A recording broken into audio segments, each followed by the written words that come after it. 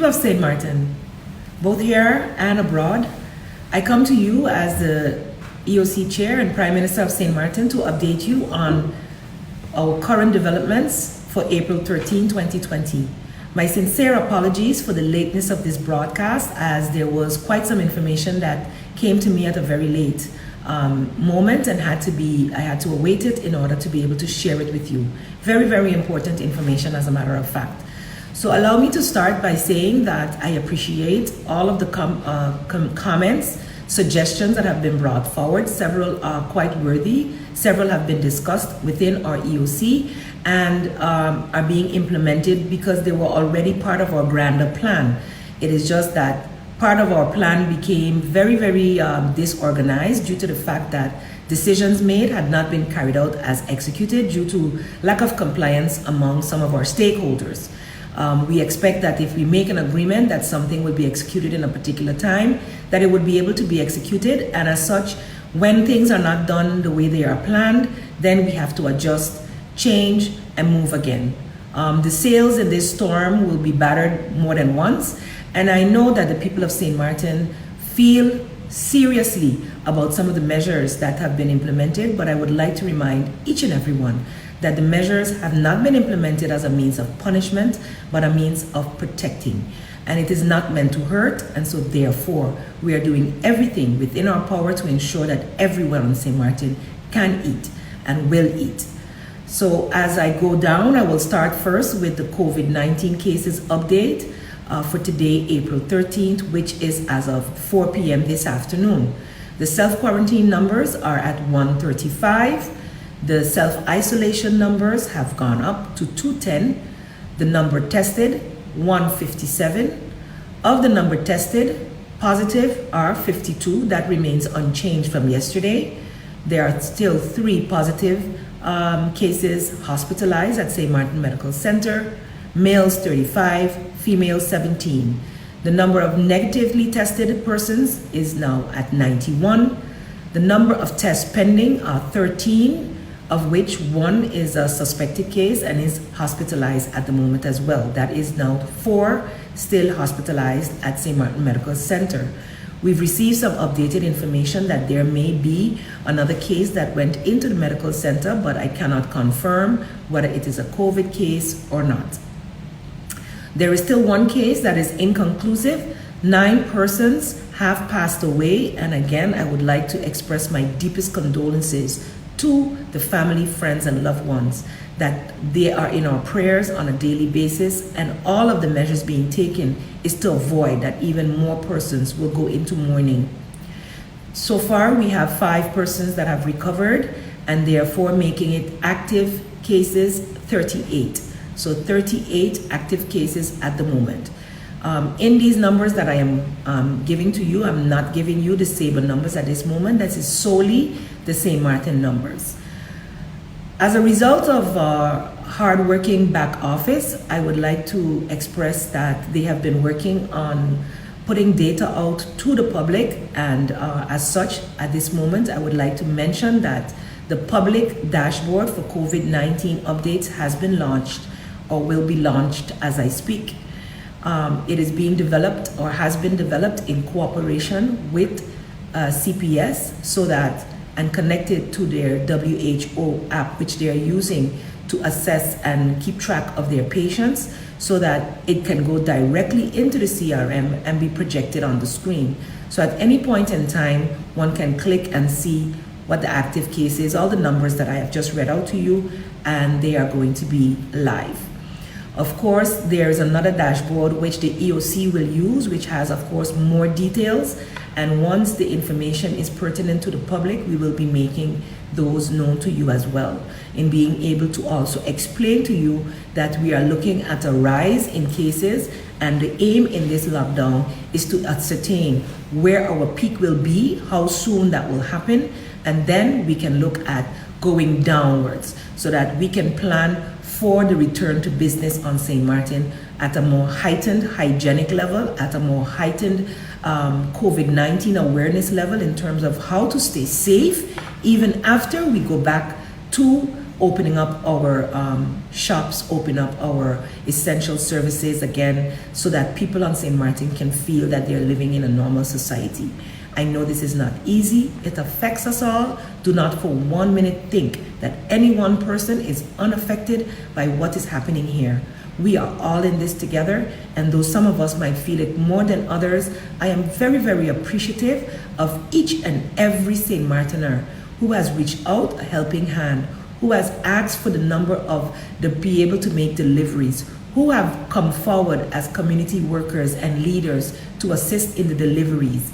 Yes, the delivery system has not gone the way it was planned, but we are asking for your patience for 2 more days so that CPS can be able to carry out much needed work in the community to stop the spread of the COVID-19 virus.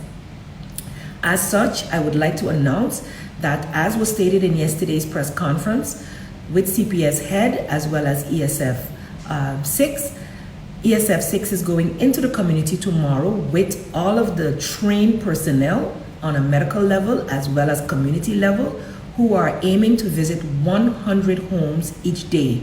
They are starting in the Soccer Garden area, and so tomorrow will serve as the measuring stick for the rest of the community outreach program.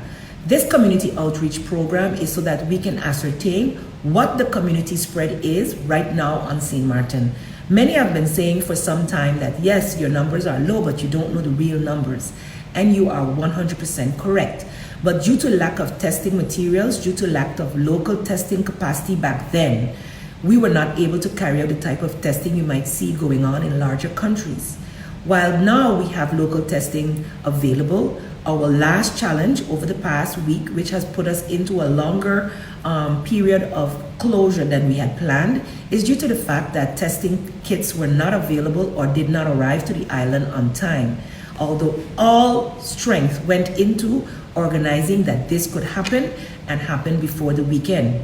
Our original plan during this 2-week lockdown was that during this first week, this assessment that is taking place tomorrow and Wednesday would have taken place during Thursday, Friday, and Saturday, thereby giving the EOC a good idea of what is out there and therefore leading to that staggered approach which I had discussed before. Many are looking at now the staggered approach that is being utilized in many other countries and see it as a good idea. And definitely it's a wonderful idea after being locked down, whereby everyone within the community on a special schedule will be able to go out and get their essentials. Of course, the aim is still to get out, get into the grocery store and back home in the shortest possible time. It is not time to go gallivanting around the island to see who you have not seen in a long time.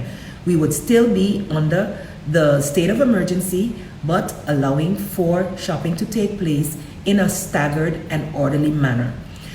In the first place, so as I mentioned before, the idea is for us to flatten the curve.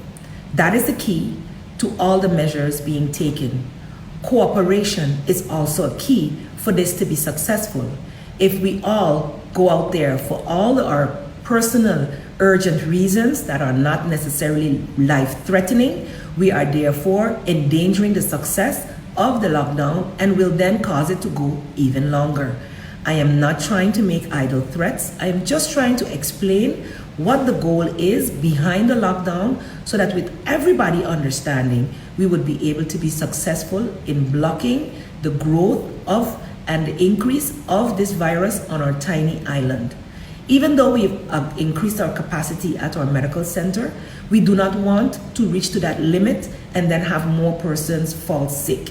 So it is our goal that we nip this in the bud while we have the chance. So I'm asking for everyone to be diligent and disciplined over the next 2 days as we continue to improve our delivery services, as ESF 7 has also, within today and tomorrow, finalized the delivery of the first 1,500 care packages to our needy. I know there are much more needy out there, and on Tuesday they will be packing more boxes to start again on Wednesday and continue with the next batch of 1,500.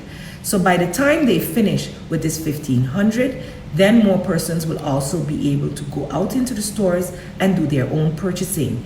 In the meantime, those with orders on backlog will be able to receive those as the community grocery stores have approved and has agreed once again to be able to open. We've gotten a lot of assistance and agreement from taxi drivers, the postal services, as well as GEBE workers to assist with the delivery of these services within the small communities.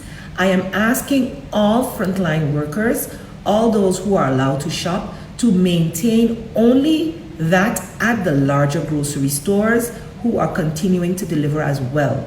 So people can expect that more deliveries will be coming your way in the next few days. Within the smaller communities, the concentration is to serve the community in which you are at. So the deliveries will be coming from the closest grocery to you. And I'm asking you, please do not have orders at 3 and 4 groceries because this will slow down the entire process.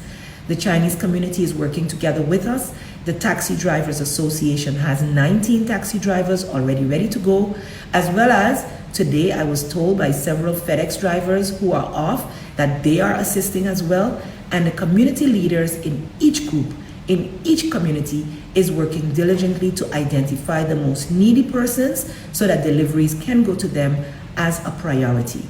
It is my goal on St. Martin that everyone is able to have food, is able to have sustenance, is able to live healthily. And so you are safer at home than on the streets. So I ask you, do not venture out on the roads. Allow the delivery system over the next 2 days to work, and know that on Thursday, once the ministerial regulation is finalized, that we will then be implementing a staggered approach whereby persons within the community will then be able to go to the shops within their neighborhoods as a priority, and only if necessary to the larger groceries outside of their neighborhoods. What we are trying to encourage is that when movement is then allowed, that it remains within the communities close to where you live. Going to the shopping, to the pharmacy, and to other places, banks, within the spaces that you live. Totally shutting down the island was one of the toughest decisions that I had to make. But I had to take this decision, seeing the growing number of cases and not understanding what was going on in certain communities where it appears that 914 was not being utilized in order to report that persons were ill. I'm hoping that people, though you may be uncomfortable at the moment, though you may be bored at home at the moment, I am asking you to see this as a blessing in disguise. Many of you are seeing the value of our teachers and that education is so important, and having someone who can deal with our own children, doing so for 6, 7, 8 hours a day is a blessing in disguise. I am sure many of you will appreciate your children's teachers even more after this lockdown period. But I implore you, look online, look for all kinds of new methods to keep your children engaged and learning. It doesn't always have to be pen on paper. You will be surprised what a conversation or watching a key piece of information on a video online, a YouTube video, can teach your children. And especially in today's world where we are facing COVID-19, this is an important time for you to teach love, for you to teach sharing, for you to teach community, and for you to teach volunteering. This is a wonderful time of year to teach community, because we are all seeing that we all need each other. So the ministerial regulation that I mentioned a few minutes ago, which is to be implemented for Thursday, April 16th, will be finalized, and the complete explanation will be given over the next 2 days, so on Tuesday and Wednesday, so that persons will understand how the shopping will take place from Thursday onwards. Of course, our state of emergency was implemented for 2 weeks and is supposed to end on April 19th. By Friday, we will have ascertained, based on the results from CPS on their research into the community, their testing, etc., how much time is still needed to be able to do further testing in the community. But I can reassure you that after Thursday, that grocery stores will remain open so that we can continue to make use of essential service called food, but in a very structured manner. So you will be explained as of Tuesday, April 14th, how the implementation of this ministerial regulation will take place. And I'm asking each and everyone's patience as we put that plan into motion. This was always a part of our plan, and we would have wanted to execute this as of Sunday, yesterday. However, due to the fact that we were not able to carry out the intense research into the community as was necessary to be able to flatten the curve, I am asking your indulgence, your patience, and your love for country to help us to do it 2 more days, just 2 more days, whereby we will beg the delivery system, all of the volunteers to assist our smaller grocers, especially to get the food out within the communities, such as Dutch Quarter, such as Sucker Garden, such as St. Peter's, such as Coal Bay, and all of the other areas that have many corner groceries that they are now going to go into their stores, open it for you. I am only asking that you stay at home and allow our delivery persons, so that are taxi drivers, volunteers, and community leaders, to deliver the food to you. Those of you that are still in need of cashing your checks, tomorrow I will be able to tell you on which days you will be able to go. I understand that 711 has been overloaded with calls, even though there are 10 operators answering. Be patient, continue to call, and when you do get someone, if you have a check to cash, please inform that you are calling for that purpose, and they will take your information, whereby we will then be able to schedule with the relevant banks how you will be able to cash your check in this week. Again, persons submitting waivers over and over again, this is not going to help you to get a waiver to go on the streets. You are only clogging up the system and making it even more difficult. Because we are only going 2 more days, I'm going to ask all those with not urgent needs to travel on the public roads over the next 2 days to hold off for the 2 days, whereby the supermarkets will be open in 2 days for you to be able to carry out your shopping, and then we will be able to better please and get everyone's compliance, because we understand that a hungry man is an angry man, and we're just asking us to remain calm as much as possible, because we, together with the community workers, with ESF 7, which is Community Development and Social Service, are working diligently to assist the persons who have to deliver the food to you. I am asking you also, for those that are doing our deliveries of government food to those who are in need, please be patient and do not attack those people who are out there doing us a favor. We are not paying our volunteers. They're doing this out of the goodness of their hearts. Comply, wait your turn, you will be served. I have sent up our prayers that, God, grant me the serenity to change, accept the things I cannot change, the courage to think the things I can, and the wisdom to know the difference. And we have about 10,000 people who have said that they are in need. We have 1,500 boxes out, another 1,500 going out during this week, and many more that will be able to get their deliveries. I know it will not be the 10,000 in one shot, but I am sure, based on the prayers that are going up, that every need is known by our Father up above, and He will provide where even we as humans do not know where the next one is coming from. What I do know is that the grocers are willing and able to assist. Many volunteers have stepped up, and I expect that tomorrow will indeed be a brighter day, whereby the delivery system only has 2 more days to be the only source for some people to receive their food. I am not trying to discriminate. I am actually trying to help. I am trying to help CPS to deal with the serious fears that we all have of having COVID-19 spread around our island and cause even more death and destruction. This is the reason for the lockdown. This is the reason for limiting movement. And if we continue to move willy-nilly without thought of what can happen, this will cause even more destruction on this island in the long run. In my vision, I see us reopening St. Martin in June. That gives us time between now and the end of May to reach our peak and go back down. That gives us time to slowly but surely open up essential services. If after this week we are able to see that the cases start to go down, the quicker we are able to open up more essential services. All those persons who are currently allowed to be on the road and those who as of Thursday will also be allowed to go out and shop are asked to do so with your masks on, to do so with your protection. Continue to protect yourself because that is your responsibility. There are so many videos on TV on how to make homemade masks. The idea of it is to block yourself, and if everybody is blocking themselves from sharing their own germs, then we are blocking the virus from spreading in our community. We are asking you for 2 more days in which CPS can do its necessary work.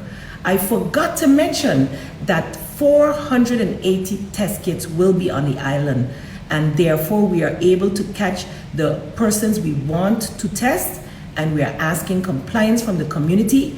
If you are not feeling well, if you have any symptoms whatsoever, call 914 or allow the community workers who are coming to your homes to allow you to be tested so that we can get our real numbers, get you the medication you need so that we can kill this COVID-19 dead in its tracks. I believe we can set the example for the rest of the Caribbean in our discipline, in our compliance, in our care for each other by following our regulations, because in the long run, the faster we do this, the faster we're able to nip it in the bud, and the faster we can get back to normal. Even though the rest of the world may still be fighting with COVID-19, we on St. Martin would have nipped our cases in the bud and put measures in place so that those who want to visit us would have to go through very strict regulations before they would be allowed to return. St. Martin, we are special. We are St. Martin strong. Say it with me.